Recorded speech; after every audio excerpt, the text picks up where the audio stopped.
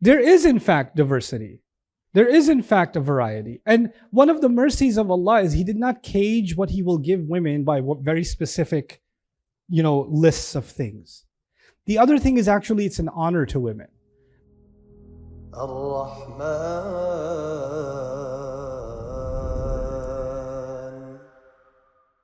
أعوذ بالله من الشيطان الرجيم ولمن خاف مقام ربه جنتان فبأي آلاء ربكما تكذبان رب اشرح لي صدري ويسر لي أمري واحلل عقدة من لساني يفقه قولي فالحمد لله والصلاة والسلام على رسول الله وعلى آله وصحبه أجمعين.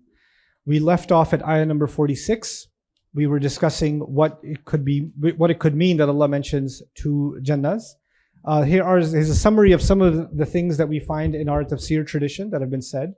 That we will have a guest house and a residence, meaning a house where you're private, you can be yourself.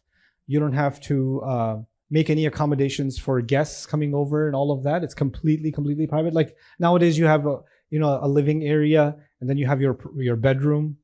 Right? And of course, your bedroom looks like no human being should see that because then they'll never be able to see you the same way again. And then, and your closet and all of that. And then you make the living room look like human beings live here. Right? So, there's an entire residence that's just completely private and it's just yours. And then there's another place you have where you entertain guests and, all those kinds of things. It's also, I think, before we get into this, you should note that there are places in the Quran, especially in this series of surahs, where Allah will describe the social aspect of Jannah. People hanging out together, drinking together, having food together, talking to each other, reminiscing about the past, that sort of thing, right? This is not that surah. The Jannah that's described, or the Jannahs that are described in this surah, are about your private experiences. They're not about the social experiences. Those are other places in the Quran. Okay? So you're going to see there's a lot of individual kind of private kinds of experiences that are going to be highlighted here. Okay. Some said this is a garden within the residence and a garden outside. Like, why would you have a garden within the residence? If you know really, really rich people, then they'll understand what this means. Okay? So, because they'll have a gate to their estate, right? And you drive in through the gate and there's this whole like wooded, tree-laden road thing that's winding and there's like golf courses and all kinds of stuff going on both sides and orchards and all this stuff. And then finally you make it to the mansion and behind the mansion is the private garden, where they sip their tea in the morning and yes, those people, that stuff. So there's the private garden and then there's the larger, estate garden. So Jannatan, some looked at it this way. Two residences to be able to enjoy variety. So what this means, by the way, we'll see that Allah will describe, both Jannahs have trees, both Jannahs have springs, both Jannahs have this, both Jannahs have that. So then you might feel like, okay, well, they're exactly the same. I have this Jannah, it's on top of a mountain, there's exactly the same mountain, is exactly the same house, exactly the same food. Why do I have to have two then? They're exactly the same, right? There's amounts to just one. What difference does it even make? But actually pairs of things is more like the night and day or the sun and the moon or man and woman. Pairs of things have some things in common, but they have some really interesting differences between them, right? So you get to enjoy the best of two and you love, human beings love variety. So they're in one place, they enjoy it for a little bit, then they go to this other place, they enjoy it for a little bit, they come back to this one place, they enjoy it for a little bit. Like, for example, myself and, my in-laws, they're in Denmark, right? So I live in Texas and so I spend a lot of time with my in-laws too. So with my parents in Texas and then with my in-laws in Denmark sometimes. And when I'm there, I love being there in the summer because I live in Texas. So so just get out of there and be there. And then winter there is really depressing because it's like 4 hours of day and then, 27 hours of night. Like it's really bad and really dark, right? So you just want to get out of there in the winter. You don't want to be there. Unless, of course, it's Ramadan in the winter, then I really want to be there.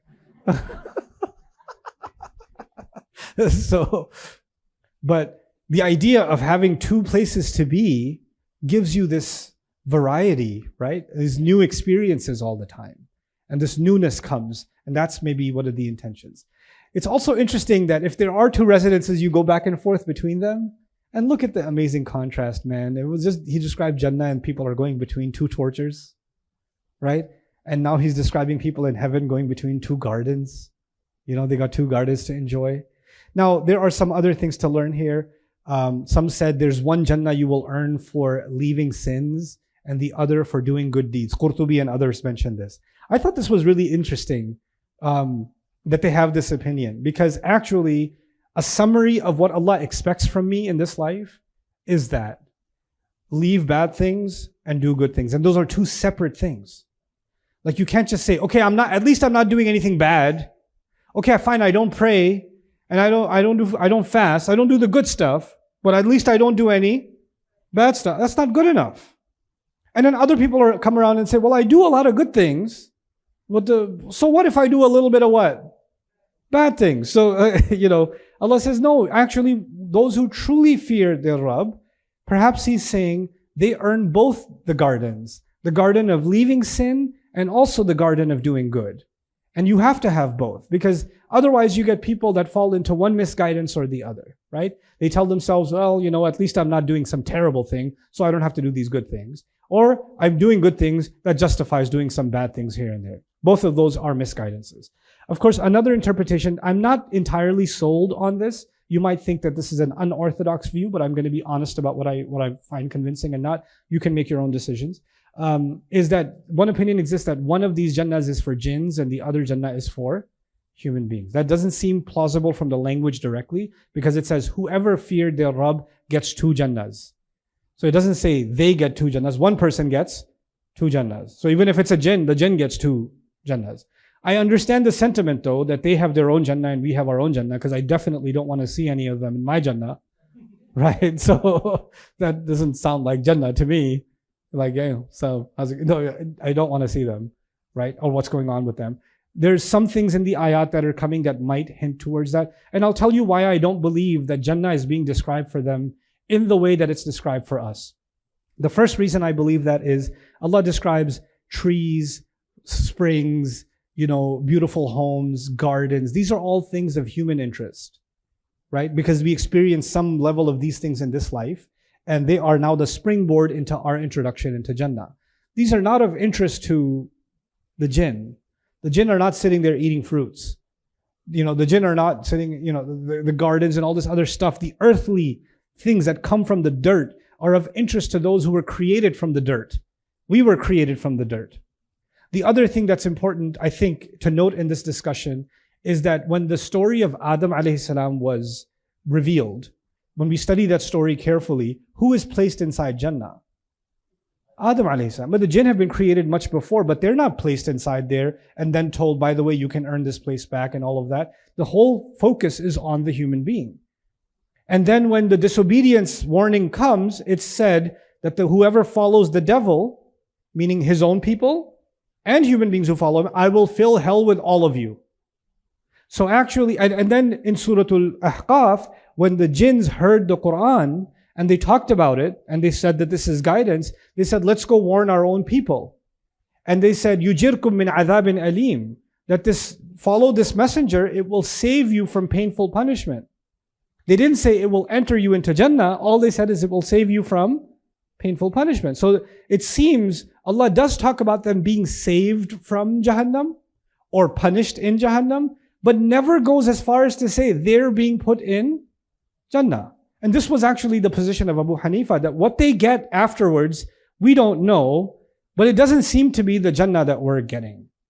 That they're not included in this part of the story. Then the other things that some people raise is, well, jinns were mentioned throughout, so this must be about jinns too. I would counter with not all jinns are being mentioned in the surah. The jinns that were rebellious were being mentioned in the surah. And that's why they were combined with human beings in the mention of hell. But there's no combination this time. There's no ya ma'shar al-jinni wal-ins. In these ayat, there's a separation now. Right? So for those reasons, Allahu A'lam, this is in the ghaib, so we can't say for sure. But the indications in the Quran does steer away from the Jannah that's being described in such human terms being something meant for them. Now you could say, well, they could have their own kinds of springs and they can have their own kinds of drinks and fruits or whatever. Okay, fine, then they can have it. But that doesn't seem to be explicitly the case. Allahu ta'ala a'lam. Another interesting thing, Jannah can mean many gardens. Jannatani, those of you familiar with Arabic, ani is for the pair. Like Muslim is one Muslim and Muslimani means two Muslims, right? So, يجوز أن تكون التثنية مستعملة كناية عن التعدد. Actually, Arabic uses two sometimes for many. So this is actually done in many languages. One of the coolest features of the Malay language, Bahasa, is the way they describe plurals is they say the word twice. So kanak is a child and kanak is children. And buku is a book and buku is books. So that's how they do plural. They just say the thing twice, it's plural. But it's also وهو استعمال موجود في الكلام الفصيح. By the way, Urdu speakers do this. Bar kaha hai maine. Bar. Bar means so many times. Kha ke mar gaye. We say these things, we say the thing twice, it means over and over again. Okay? So, we do this in English too, by the way. I've told you again and again. That doesn't mean you've said it twice, that means you've said it many times, So, this is something that's found in eloquent Arabic and also in the Quran. ثُمَّ ارْجِعِ الْبَصَرَ كَرَّتَيْنِ. Then take your eye and look again and again. Time and again. And that means many, many times. So it could be that Jannatan here refers to gardens upon gardens. Meaning upon gardens, upon gardens, upon gardens, upon gardens. That it could be in that meaning. That's also been said. And of course, Arabic also has things like labbaik, sa'daik, dawalaik, right? And labbaik is actually labbaini, is two. And sa'daik is sa'daini, that's two. The ka is the dhamir at the end. So they're also in pairs, but it's many welcomes and many joys and many congratulations, those kinds of things. But the pair is used for it, right? So in a literary sense, it's possible that we can look at this as more than just two gardens also. Okay. فَبِأَيِّ آلَاءِ رَبِّكُمَا تُكَذِّبَانِ. But then, what's this ayah doing here now? This ayah was about people who deny. I feel, Allahu A'lam, that this ayah is now an invitation to the kuffar. Look, you're denying hell. That didn't scare you enough. How about just think of what the believers are going to get. Just consider this. You see what you're denying? You see that this gift that is prepared for you if you just accept. And you're just rejecting this also. You're throwing it away. Don't throw this away. فَبِأَيِّ آلَاءِ رَبِّكُمَا تُكَذِّبَانِ. And the jinn that were supporting them, it's as if the jinns are being guilted. Why are you letting these human beings be deprived? And why are you throwing yourself away from and letting them be thrown away? Now we're inside Jannah. Our tour has begun. The two gardens. Both of them possess, or they both of magnificent branches. Now I want you to imagine you've entered the gates of Jannah. You're walking through a walkway, and there are large trees on both sides. And first thing you notice is the gigantic nature of the branches of those trees. So they just keep on extending and extending and extending. And they're like monumental buildings. Like, if somebody's from like Louisiana and they come to New York for the first time, they're like, thought there's a lot of buildings. Like, that's, so they're not used to seeing that sort of thing. And imagine gigantic trees that you find yourself in awe of just the branches of those trees. والفنون تكون في الأغصان وهذه تكون في السوق الغصن المستقيم طولا وعرضا. They're straight and long and tall. And of course, when you say branches, it doesn't go without saying what's going to be on those branches, right? It's leaves and fruits and flowers that are but the branches just catch your eye just because of the sheer size. Now, the thing about trees is that they block your view. So when you're walking, you can't really see what's lying ahead, right? So as you walk, فَبِأَيِّ آلَاءِ رَبِّكُمَا تُكَذِّبَانِ. By the way, if a tree is really large and you see fruits all the way up there, can you reach them? No, but you notice, what kind of fruit is that? Wow, apples. Looks like apples. Looks like this. And you start noticing different kinds of colors and fruits as you're walking. And then he says, فِيهِمَا عَيْنَانِ تَجْرِيَانِ. In it, there are two springs that are flowing. And perhaps as you're walking, you reach the edge, you reach some kind of a picnic area, an opening, and you see two water springs flowing, right? Two waterfalls falling in front. And some say that this is like Qurtubi, other Mufassirun also said that this might be referring to the two springs Allah mentions other places in the Quran. One of them is called Tasneem, and the other, like Mizajuhu min Tasneem, and Aynan fiha tusamma salsabila, right? That these might be the two springs that you see. But he doesn't say which. But you'll see two springs just flowing, and so you end up by a waterfall, right? So now the scene is being built. There's the trees, and now there's a waterfall, right? So you found the perfect spot. Now, I know in the East Coast, we have much more of that. We don't have state parks as much in Texas because we don't have much of anything in Texas. But, when you go to a state park and you want to find a nice place to have a picnic, like spring break or something like that, right? All the nice places by the water are usually taken. All the nice places. You get a place by the dumpster near the parking lot, right? But the nice spots usually get taken, or they're messy, or there's too many people around because everybody wants to jump in the water, right? So, but you are now in your own private garden, and you walk through these laden trees, and you end up in this perfect spot to set up for a picnic, and the waterfalls are there, the trees are there. And so he says, مثل الدنيا أضعافا مضاعفة بالزيادة والكرامة على أهل الجنة. This pair thing, that it could be many, can also apply here. That they get there and they see waterfalls on top of waterfalls on top of waterfalls on top of waterfalls. Like some RPG video games have these fantasy worlds where like there's multiple waterfalls and this palatial thing and all that stuff. Like imagine that sort of thing where you just see a scene of just incredible, breathtaking beauty of multiple waterfalls in front of you.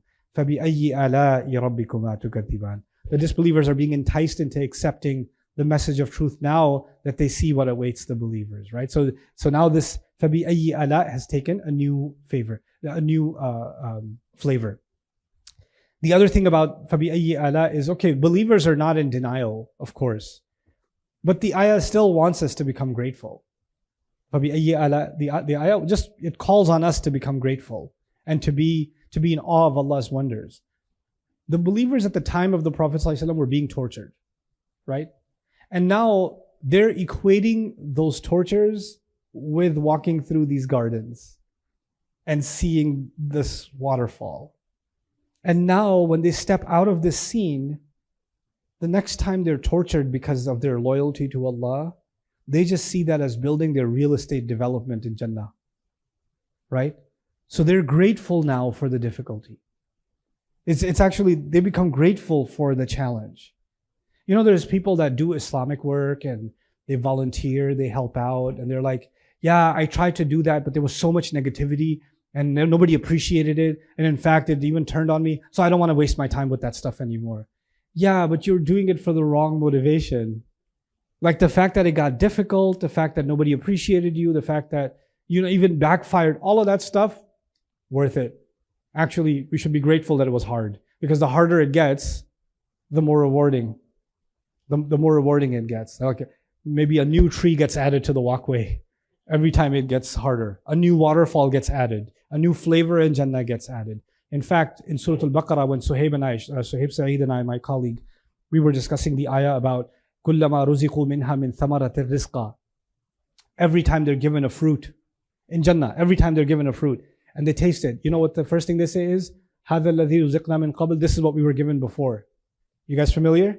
They're given a fruit, and what do they say? This is what we were given before. Well, you know what one of its meanings is? They bite into that fruit and they're like, this is that salah on that day when I was sleepy. Like, this is what I was given before. They bite into this other fruit. Oh, this is that time that guy cursed me and I was just trying to tell him about Allah. This is that one time my mom said really horrible things and I didn't say anything back. Like every time they taste the fruit, it connects to something of a good deed that was given to them as rizq in this dunya. Not just a fruit in this dunya, but actually every one of those things is a trigger for something that they earned in this life. SubhanAllah. You relive those good deeds, right? وَأُتُوا بِهِ مُتَشَابِهًا. So فِيهِمَا مِنْ كُلِّ فَاكِهَةٍ زَوْجًا. Now so now we've got the water, we've got the high branches. Notice now you're by the edge, so you're not walking anymore. So you're just taking in the scene, and you notice that you have all kinds of fruits. مِنْ كُلِّ فَاكِهَةٍ. All kinds of fruits, and all kinds of fruits have pairs of them. So some say this is dry fruit and fresh fruit. Or a pear, again, could refer to many variations, like many colors of apples, many colors of oranges, many colors of many variations of them, right? So now we've got this sequence, which is interesting. You've got branches, then you've got the water, and then you've got the fruit, right? What you would expect is branches and fruits together, because the fruits are on the branches. And then you mention the water. But first you mention the branches, then Allah mentions the spring, because the spring is the place where you're first you were taking in the view. Then you find a place to stop. Which is the place to stop? The spring. Now when you find a place to stop, the first thing that comes in your mind after you stop is, did you pack the food? Who's responsible for the basket? So now you look around and what's there? There's the fruit. But there's another problem. Is there a place to sit? Right? We haven't mentioned any seating yet. This is outdoors, obviously. فيهما من كل فاكهة زوجان فبأي آلاء ربكما تكذبان متكئين على فرش. Right by the edge of these waterfalls, they are leaning back on what I translated here as luxurious bedding. If you have ever been to like Miami or like any resort kind of beaches, like Dubai has these resort beaches, for example, you have to pay money to get one of those cabanas. Everybody else can bake themselves as if they're not brown enough already. But if you want to, feel like you're elite and you have it better than everybody else, you can pay for one of those things and sit inside them because you can relax. By the way, what is providing shade right now in this scene? The shade. The branches are providing shade. And now you're leaning back on these luxurious beddings. And the moment you the language is very loaded. Furush actually means, large cushions. Furush also means flooring that's very comfortable. Furush also means the top layer of a mattress on a bed, the top layer, right? So you sit on this top layer. It's been these perfect luxurious seats are designed for you right by the scene. You sit there, and the moment you sit there, like, whoa, that is so soft. What is in this thing? What is this made of? The first thing you notice is the softness and how you seem to sink inside the seating, right? So this reminds me, because I'm from Pakistan, this reminds me of a very auntie behavior.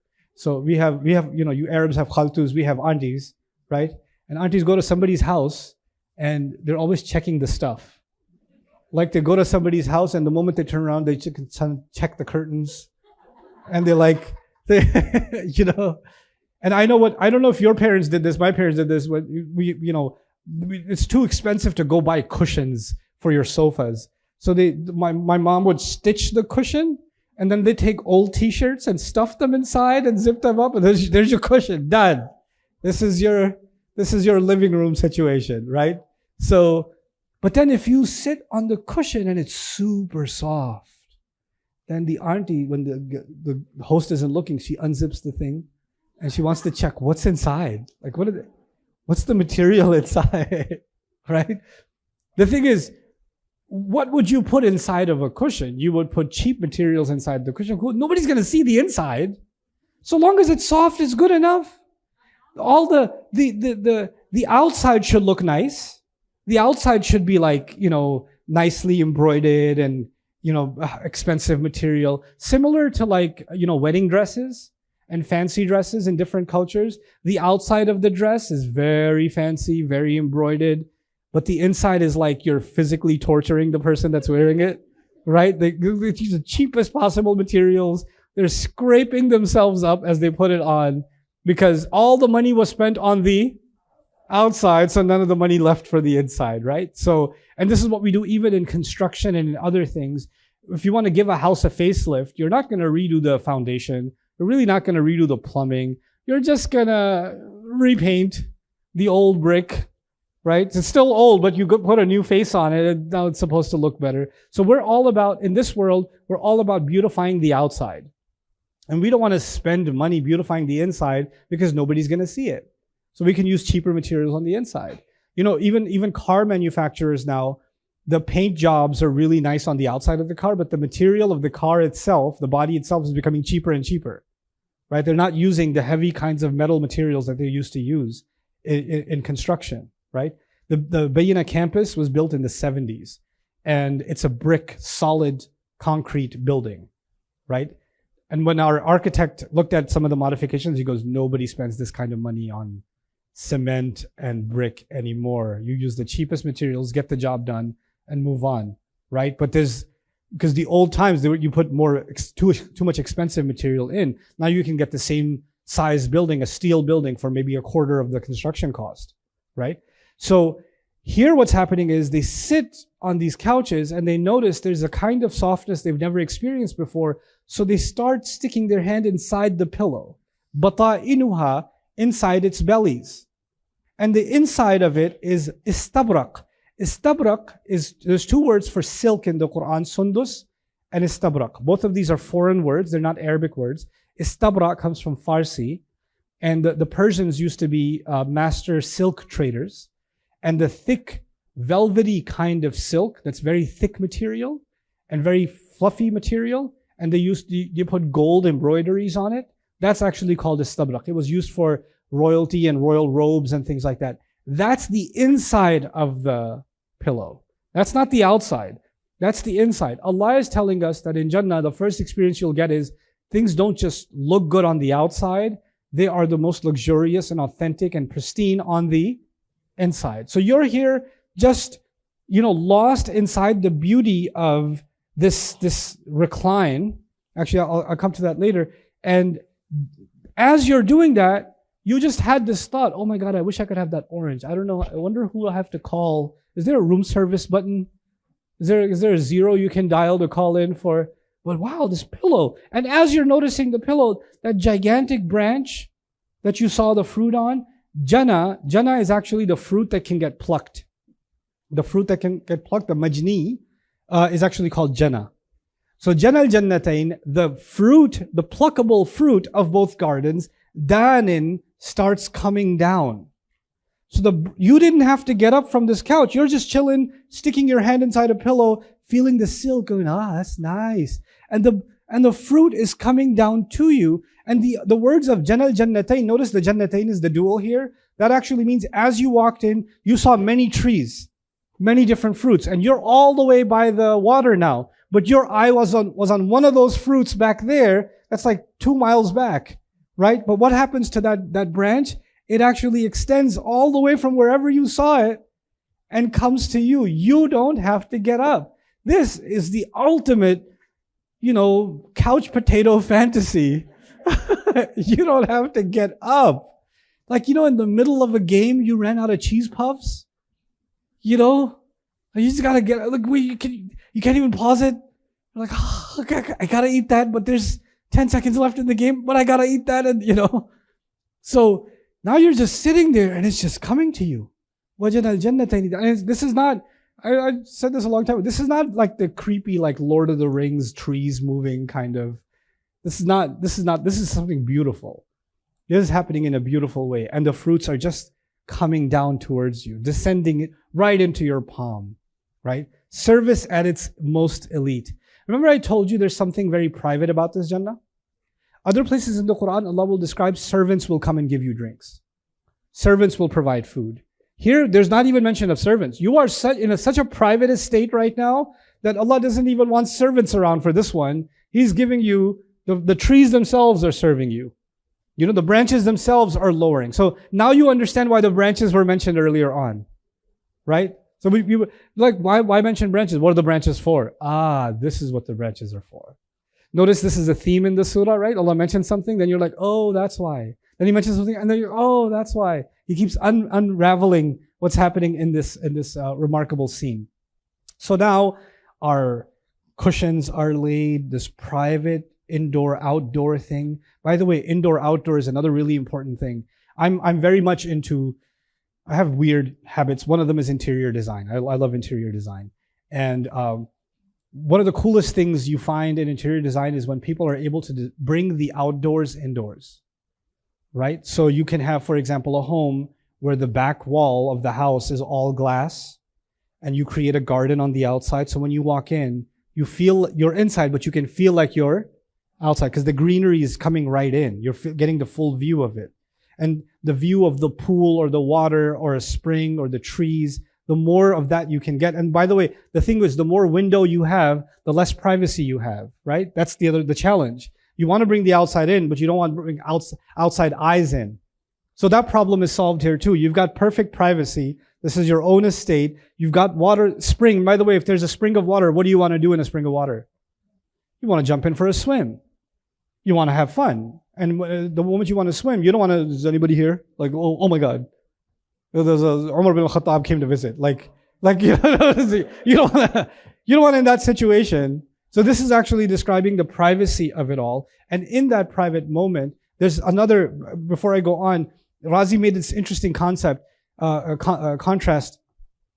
Notice this, the whole thing began with whoever was afraid of standing in front of their master, right? And now compare that fear with where they are now. Completely relaxed. Food's taken care of, springs of water in front of you, chilling, completely relaxed. Now the thing is, you can be in the most beautiful place on earth. It's really not that nice if you're alone. It's really not that nice. In fact, you can sometimes be in the most beautiful place, and when you get there, the first thing you do is take a picture and send it to your loved one and say, wish you were here. You know, it's not the same without you. Right? Because you're just, at the end of it all, even if you're looking at the most amazing waterfall, you're like, okay, well, I guess I'm going to go back. But if you're next to someone, isn't that amazing? Yeah. Isn't that amazing? Yeah. And you add to each other's excitement, because actually the greatest vacations aren't the places. The greatest vacations are the people. Right? I didn't really believe that when I was younger.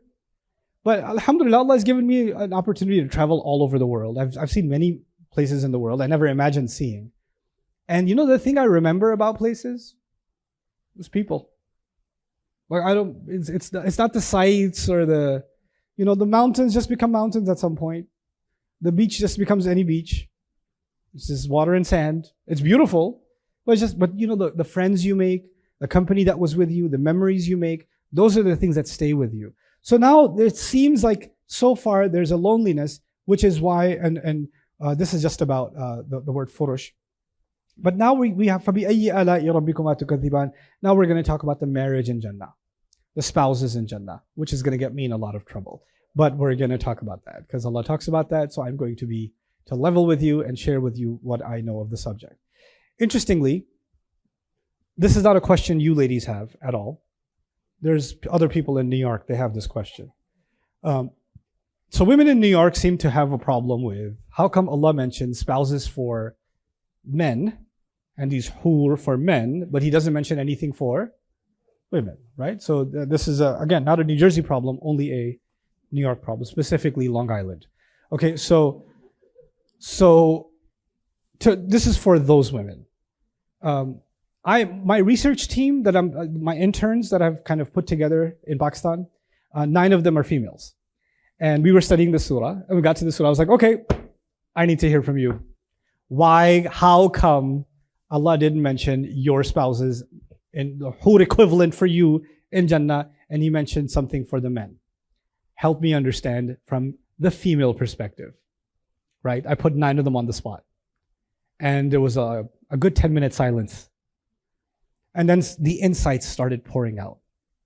And one of them said, well, actually, I don't want a spouse in Jannah. I don't know if I would ever want a spouse. I actually and the other one said, I would. And the other one said, I don't know, do I?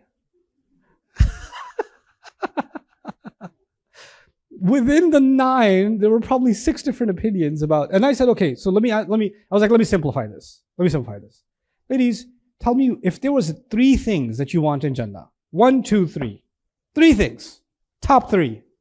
You can have them. What are they? And there was again silence. I was like, is it awkward that I'm here? I can leave. You guys can figure this out yourself. No, that's not it. And then somebody said, I don't know, jewelry. And then somebody said, no, I don't care about jewelry. And then somebody said, marriage. And I said, maybe for you. I don't really care about marriage. I don't really care about that. What do you want? I don't know. I have to think about it. I really have to think about it. And I was like, see, that's the difference between men and women. If you took men, he said, get three things. Like half the stuff is already covered. I'm sitting, food is taken care of. There's a, like, I'm set. I'm already set.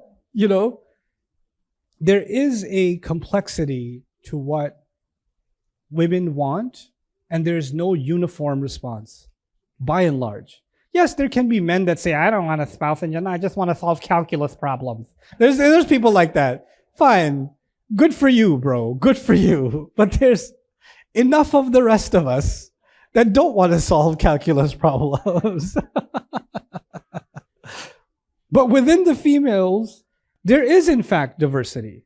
There is in fact a variety. And one of the mercies of Allah is He did not cage what He will give women by what very specific, lists of things. The other thing is actually it's an honor to women. Because imagine if Allah did mention women are going to have these amazingly handsome husbands that are going to be there for their, for their company or whatever. And how embarrassed would a believing woman that's her entire character is about guarding her modesty is reciting these ayat? How awkward would that be?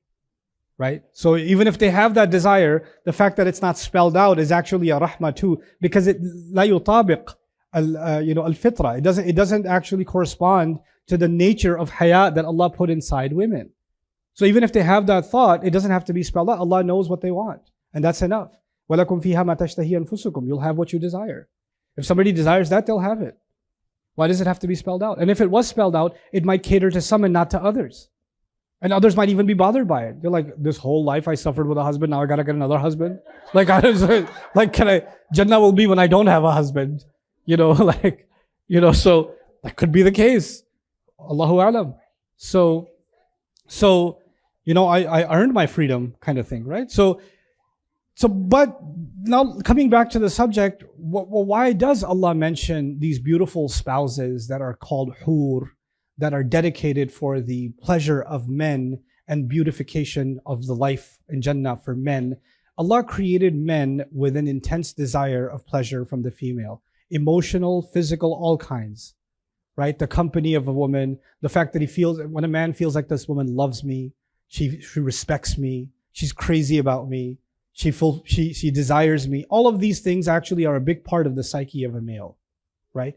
And he longs for these things. She longs for these things, but he insanely longs for these things too. And this is actually one of the biggest driving forces in the motivations of men to go and earn a living, to go get out there and be something in the world, because I just gotta get married. I can't get married until I'm somebody, until I can stand on my feet, so that I can get married, so that I can do this. So part of the aspirations of men is to become good enough to have a female, right? To have a wife. So and then the other thing is, of course, in ancient times, you have these Sahaba, right? They before Islam came, they were just regular young guys, right? And there was no halal haram about relationships and, boyfriend, girlfriend, or none of that was haram. And then Islam came and put a restriction. So they've seen the other side of life. They've seen that. And now they've been stopped from it. Dead stop. And it's not like they moved to another town. They're still living in the same place. Some of those same people are still around. You understand? So it's not an easy transition. We just think of the Sahaba as all of a sudden they developed angelic wings and that's not what happened. They had to go through a transition. And they had to make a lot of changes in their life. Not easy ones. Emotional attachments are not easy to break. Romantic attachments are not easy to break. But they broke them for the sake of Allah. They did it. Now it's not an easy thing to do. It hurts.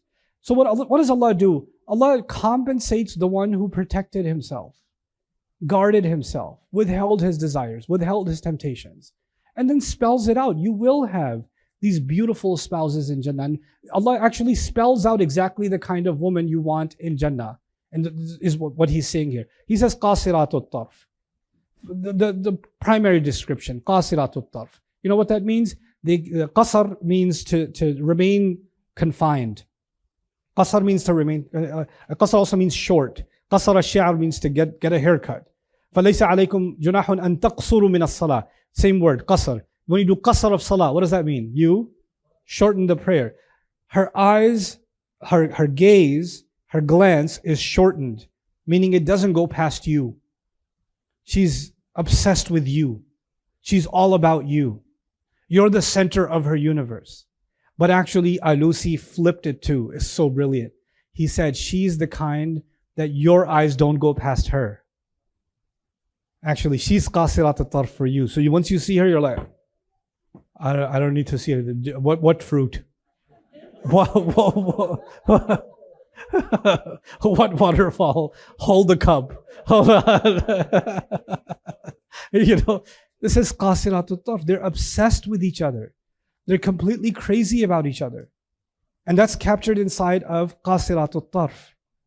And then this description of this beautiful relationship of the spouse is actually a description of one of the great rewards of Jannah. In this world, you can be obsessed with someone, but the feeling's not mutual. Right? You want all of their attention, they give you 1% of theirs. Right? Or they feel like, stop being so clingy. Stop being so needy. Why are you always texting me? Why are you always sitting? Just give me some space. This is a relationship where they're perfectly happy not giving each other any space. And they find joy in that completion with each other. Right? This is qasirat al-tarf. And qasirat, the ism suggests that this obsession is permanent. This romantic obsession is permanent with each other. They find joy in being with each other. Now this is Adam alayhi salam's story 2.0. Adam alayhi salam was created. He was alone. Allah created what for him? Hawa salamun alayha. That's his qasirat al-tarf for him. And now every one of us gets our own Hawa in Jannah. Right? That's the idea of qasirat al-tarf. Now, the follow-up question that some women from Brooklyn have, not Long Island this time, is, well, if the women are getting this hur, then what about me? My husband's going to get some hur, and then what am I going to do? Like, where am I supposed to go? He's got this hur, and then I'm just extra. And if his eye is not even leaving her, thank you, Ayah. Right? Now what do I do? So my answer to this question may not be satisfactory, is to the best of what I can understand from the text. Allah subhanahu wa ta'ala in Jannah will give us whatever we desire. That's number one. Number two, our emotional states are not going to be the same as they are now. وَنَزَعْنَا مَا فِي قُلُوبِهِم مِّن غِلٍّ. Any ill feelings, anything to do with insecurity, possessiveness, jealousy, those kinds of feelings will not be the way they are now. And I actually met a woman recently who told me that I have lots of anxiety that my husband will go to Jannah. Yeah. That he'll go to Jannah. He's a really good man. He's a really good man. He gives a lot of sadaqah. He does very good. And I just feel like Allah is going to give him so many of these wives. And I'm just not going to have him anymore. And this is giving me anxiety.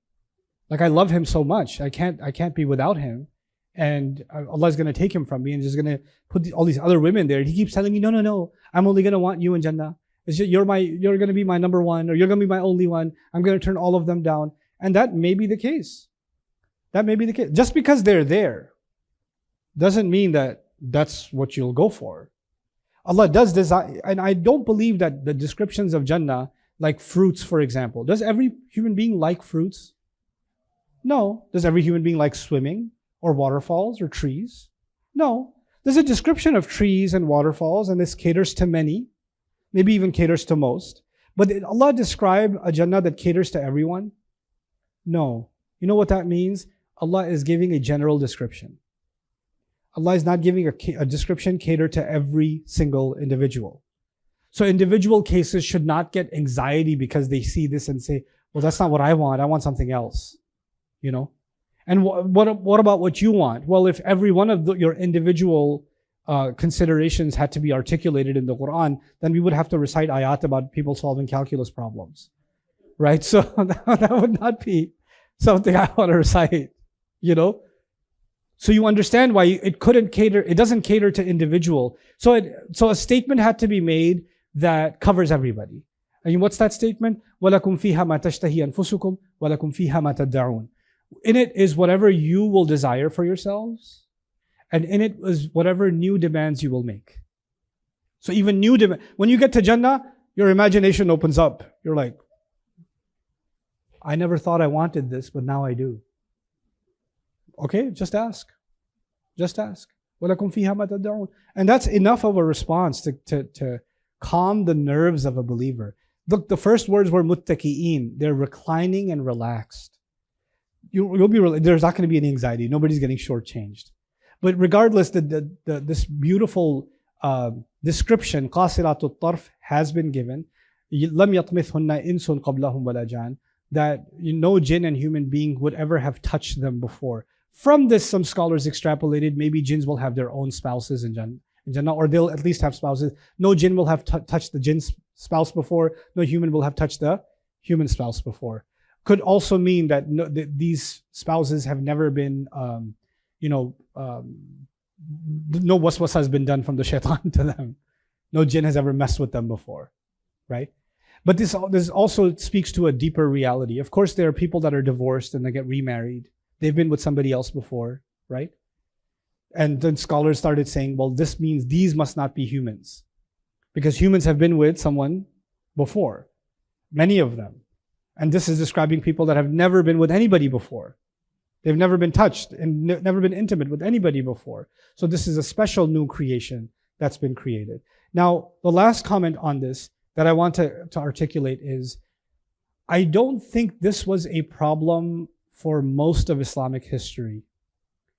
But we are living in a time where we project a lot of our own injustices, especially the injustices between the genders, and we project them onto the religion.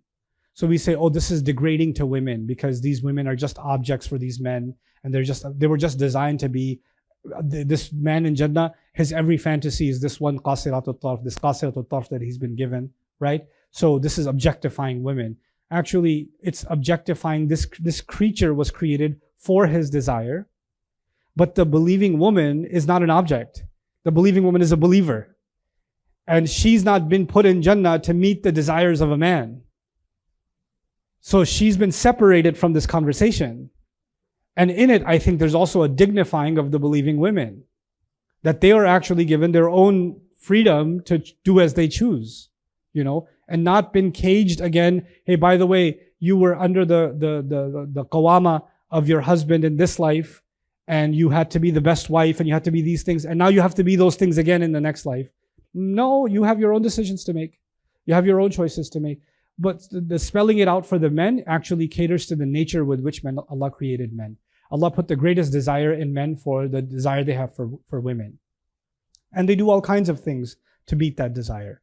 And they have to control themselves their whole lives to not fall into that temptation. It's not because the temptation isn't there, but because this is something Allah put in them and they have to fight it. They have to fight that urge. And they have to constantly lower their eyes. If this wasn't hard for a man, Allah wouldn't be instructing men to lower their eyes. Right? Allah would have said, oh, you're happily married now. You don't have to lower your eyes anymore. You're past the temptation now. You're good because you're completely in love with your wife. So there's no issue for you anymore. So don't worry about it. That's not what it says, does it?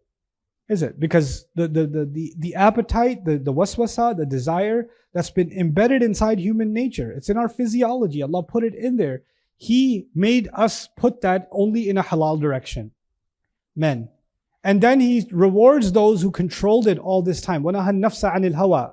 He stopped themselves. And those who want that to be unleashed in Jannah, Allah says to them here. You know what I really empathize with when I read this ayah? I get empathy. There were young Sahaba, 18-year-olds, 20-year-olds, never got married, or got married, they were with their wife for one day, then went into battle and died. Right? Some never got married. Some could never afford to get married. You don't think they had the desire to get married?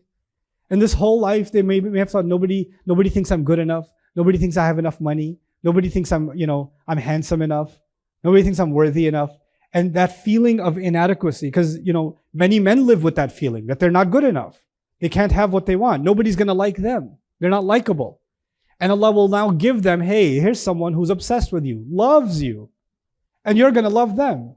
Right? So this is actually a need, not just a physical or a sexual need, but an emotional need that's actually been fulfilled in these words for these men that were deprived. Right? لَمْ يَطْمِثْهُنَّ إِنسٌ قَبْلَهُمْ وَلَا جَانٌ فَبِأَيِّ آلَاءِ رَبِّكُمَا تُكَذِّبَانِ. I'll leave you guys with this one. كَأَنَّهُنَّ الْيَاقُوتُ وَالْمَرْجَانِ. It is as though they are yaqut and marjan. Yaqut is a precious stone. Again, a Farsi word originally. precious stones in multiple colors. It could be rubies, or other kinds of gemstones. And then marjan we already covered. What was marjan? Do you know? Coral gems. So he's comparing these spouses to gemstones, right? Different color gemstones. What's the comparison of the spouse to color gemstones? First of all, marjan was already mentioned in this world, right? Timeless treasure. And now the spouse in Jannah is being described as a timeless treasure. And the yaqut is now describing something that has eternal value. It never loses its quality. And so Allah is describing is something that we cannot have in this life. The people can be married to each other like your parents have been married to each other forever, since the time of Adam alayhi salam, right? When the first week when they were married, they maybe had this qasiratul tarf situation. The first month they had the qasiratul tarf situation. But you know the kinds of conversations they have over breakfast now that they're grandparents, now that they're older. You know how they talk to each other, I made you eggs. I told you not to make the eggs. Well, you're going to have the eggs because I made them. This doesn't sound like qasiratul tarf. And it doesn't. There's something that decayed in the relationship. You could say the relationship matured, but really it's decay, right? It's decay in the relationship. It's not what they found. And sometimes, couples have trouble and they go to a counselor, right? And the counselor says, well, can you guys remember the time you were happy? Right? And, what's really confusing sometimes is the guy's memory of what was happy and her memory was totally different. Right? It's like, yeah, I remember. You were happy that day? But the thing is, you have to go back to a time where you were, in fact, obsessed with each other, because it doesn't stay that way. People fall in love, people fall out of love, situations change, fights happen, arguments happen. There's residue, there's scars, there's words that linger, right? There's expectations that weren't met, maybe unspoken things, communication problems. All these things happen between couples, right? And it takes a toll on the relationship. And your relationship takes a lot of work for it to persevere. But the Jannah relationship, which is unimaginable for us in dunya, is effortless. It's effortless. The value they will remain valuable to you as if they are what? Timeless stones. Timeless treasures. A treasure never loses its value. It retains and even gains value, right? So the way you see them, the way you feel about them isn't changing. It's actually staying the same the entire time. Perhaps in this, Allah has given us a hint towards what marriage is supposed to look like with our best efforts in this world. That we're supposed to create efforts to make the relationship timeless and to actually work towards this qasiratul tarf. This is particularly difficult in our day and age, because lowering the eyes or keeping the eyes on the person you're supposed to be attracted to, right, is become next to impossible in social media. DMs, flipping between TikToks, Instagram, whatever, right? There is no more qasiratul tarf. And there's an overabundance of choice. There's an overabundance of looking at another handsome man, another beautiful woman. Oh, he's so much more confident than my husband is. He's so much more handsome. He's so much wealthier. He's so much this. He's so much that. She's so much this. Why didn't I find someone like her? And these thoughts are constantly comparison. You're not in, even though you're physically and socially, officially exclusive with your spouse, the mind is going everywhere because the eyes aren't constrained. The eyes are not constrained. I met a gentleman recently. He told me something so profound. I want to share it with you. I think it's of absolute benefit to everybody. This person was very successful in his career and very famous also and popular and stuff. So he lived the life. Like before Islam, he just kind of lived the life, right? So he was with many women and all this kind of stuff. Finds his deen, comes back to Allah, gets married, settles down, and at first, he didn't make much of the fanfare. Like women are still coming up to him, talking to him, this and that. He didn't think anything of it. Then he just started studying some Quran, and he got to this concept of lowering the eyes. And because he was noticing he was having trouble in his marriage, right? He wasn't finding his wife attractive. Even though he was obsessed with her before, he didn't find her attractive anymore. She wasn't Yaqut and Marjan anymore, right? He wasn't Qasiratul Tarf towards her anymore. He found other women more attractive. He found other women more charming, right? So there was this innate suppressed desire that, man, I feel like I'm caged. I could have somebody better. I could have somebody prettier. Why am I stuck with this person? That kind of thing, right? So he decided to practice just guarding himself. No more private conversations with any females. No more, just looking at someone for the sake of looking. Just only business, strictly restricted. And he decided to he said, I'm just going to try this for 6 months. He gave himself 6 months because he felt that maybe this is something that's like holding my breath. I can't do it forever, but I'm going to try my best, right? So he goes, I have never been this much relieved of anxiety. I've never been this happy in my life. I've never been this obsessed with my wife. I've never been this happy with my family. Now, actually, I used to feel like the only way I can get release and feel good is if I go out to a party, if I go out with my friends, meet people and socialize and see beautiful women and all this stuff. Now, when I feel like I just want to have a good time, I just want to go home and spend time with my wife and spend time with my kids. And I was like, that is actually revolutionary because that's now a rare commodity, right? But what was his secret? How did he rewire? He literally described it as, I rewired my brain. I feel like it's rewired where I now find pleasure in my family. I find pleasure. I don't find responsibility and burden and, I guess I'm stuck. That's not what he feels. He actually feels joy in his family. This is such a serious thing, guys, because, and I'm talking to the men now, you guys, you don't have, I know for a fact, Muslim men don't have a safe space to be able to talk about what they really feel. I know that. And so I'm going to say some things to you that maybe you don't want to hear, but I'm going to tell them. Just pretend you're not listening. So if you don't address that not finding joy in your family and you're holding that inside, and the relationship you have with your spouse is just getting darker and darker and darker, and you're doing it because you're supposed to, you're living it because you're supposed to, but there's no genuine joy in it anymore. There's no genuine love in it anymore.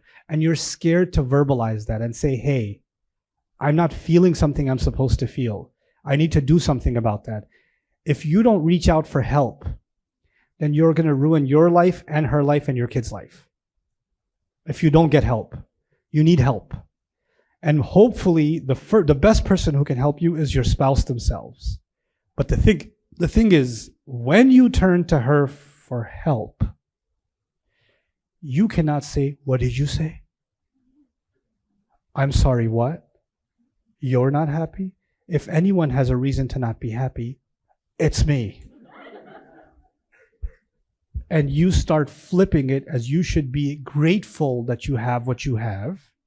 And you're so ungrateful and you're so this. And then you shame him into silence again.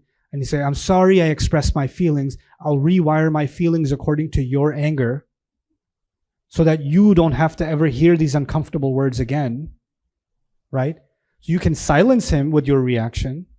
Or you could say, you know what? I feel the same way. I feel like there's no joy in this marriage anymore. We need to do something about that. You can have not a defensive conversation, an honest conversation, a vulnerable conversation about restoring the joy in marriage. Because if you don't have joy in your marriage and you don't have pleasure in your marriage and you don't have happiness in your marriage, then you're both in Shaitan's playground. Guaranteed. There's no maybe. Guaranteed you're in Shaitan's playground. And you're ruining the next generations of Muslims. This is a responsibility bigger than yourself. Bigger than yourself. You have to have the bravery and the sincerity to be able to have that conversation with your spouse.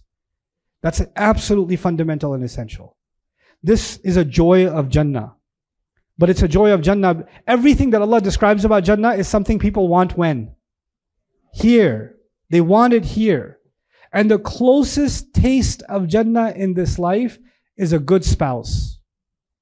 And it's not just a spouse that prays 5 times a day, because you could pray 12 times a day and still be a terrible spouse. It's not a spouse that follows the sunnah of, walking into the bathroom with the left foot. That's between you and the Prophet. That's between you and Allah. But there's something else between you and your spouse. The husband to the wife to the husband. That is a separate issue. That's a completely separate issue. And you have to turn that into some degree, as much as you can, of qasirat tarf. Your eyes must be restricted towards her, hers towards you. I'm going to give you guys real talk, then I'll give you your break. What's keeping that from happening? You know, when you marry somebody, of course you find them beautiful. Of course you find them attractive. But you know what makes somebody unattractive? Is their words and their behavior and their attitude and their body language, or the hurtful things they said and they never take back. And even when they take it back, they make it worse before they make it better. You know, there's some people that when you say, hey, you said this is really hurt, they process that for a second and then they say, oh yeah? And then they say something 10 times more hurtful. And then later they say sorry. Right? They're in a habit of making things a lot worse before they make things any better. Right? And they've developed this self-destructive mechanism. These kinds of things, it's like you punch someone and then you say sorry. Then next time you punch them again, they say, okay, sorry. Over time, what is the person who keeps getting punched? Do you think they feel the same about you? Do you think they like being around you then? Whether it's the husband or the wife, both can do this, by the way. You think they just want to be around you? They don't find any joy being with you. They're just there with you because they're supposed to be, not because they want to be. And until that supposed to be becomes want to be, we're in trouble. That's just trouble. So Allah is giving us some very serious hints here at what's supposed to happen in this life. What's remarkable in the Quran is Allah did not talk about how to have a healthy marriage. You know that? He didn't. He just, one ayah in Surah Al-Rum, here's the purpose of marriage. That's it. There's no, here's what you do when you're having trouble, or here's how you fix your marriage. Nope. A whole surah on divorce. And then 5 pages in Baqarah on divorce. But no long discussions on a healthy marriage. You know why? Because Allah made you and I capable of figuring it out. Anything you can figure out yourself, Allah is not going to give you instructions. He said, enough, hence قُولُوا قَوْلًا سَدِيدًا يُصْلِحْ لَكُمْ أَعْمَالَكُم. It's a principle. Say the upright thing, be straightforward, Allah will fix your situation. This would, Allah is a rule. Man, if you apply that rule, how many times you have something in your heart you want to say to your spouse, you don't say it? How many times is something in your heart you're like, nope, not safe enough to say, not safe enough to say. You keep building that up inside, you're going to develop a resentment. Farthest thing from Yaqut and Marjan, isn't it? And when you don't have that, then everything else looks shinier. Everything else looks more attractive except what you have. Both for the husband and for the wife. And then imagine the damage that does to the children. Right? So may Allah Azza wa Jal give us the strongest marriages, the most beautiful marriages, and the most vulnerable, honest marriages in which we can speak our fears, our anxieties, the things that are bothering us, the things that can make the marriage better from our perspective. I pray that Allah gives us the courage to have that conversation so we can get a glimpse of what we're going to get in Jannah here. You know? And so the last comment about this is on possessiveness. Allah put in our nature possessiveness. But don't confuse possessiveness with ownership. Possessiveness is temporary. Like a mother is possessive of her child, yes or no? Yeah, but on Judgment Day, what's she doing to a child? You know, right? She's dropping a child. You know that, right? تَذْهَلُ كُلُّ مُرْضِعَةٍ عَمَّا أَرْضَعَتْ. Right? What is Allah telling us? These feelings that we have that are very strong, they are limited to this planet, this existence. There's another life that's coming, where the possessiveness of this world and the strong feelings of this world, many of those feelings will be evolved into something much more mature, much more beautiful, much more strong. It's not going to have insecurity in it. It's not going to have anxiety in it. It's not going to have fear in it. All the negative feelings can be captured in the word ghil. وَنَزَعْنَا مَا فِي صُدُورِهِمْ مِنْ غِلٍّ. We will pull out any negative feelings they may have had. Any negative feelings they may have. So we're going to be emotionally a different species when we're resurrected, when we're put in Jannah. So don't project what's happening here with what's going to happen in Jannah. That's a new life. It's a new existence that's defined by joy. And it's defined by permanent joy for both men and women. So take your next break, inshallah ta'ala. Take a good 15 minutes this time. And I'm going to have your first session on tadabbur tonight with you. Barakallahu li wa lakum. Assalamu alaikum wa rahmatullahi ta'ala wa barakatuh.